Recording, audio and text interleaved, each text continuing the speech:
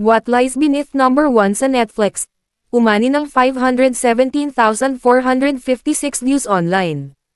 Patok ang pinakabagong suspense thriller ng ABS-CBN Studios na What Lies Beneath, matapos nitong manguna sa listahan ng mga pinakapinapanood na TV series sa Netflix Philippines at humamig ng 517,436 na peak concurrent views sa Kapamilya Online Live.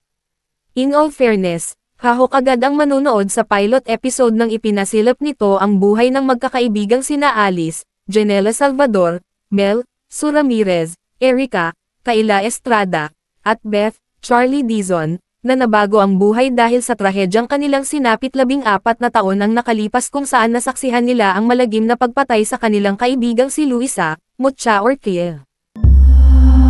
We wanted to honor our friend who passed away. Diba, Luisa? Gusto mo ng ganitong house? Eh di pagawa na tayo para sa ating 5. Pinapagawa na ni Mel at ng mga kaibigan niya sina Alice at Beth ang bahay kung saan daw sila sama-samang tatanda at magre-retire.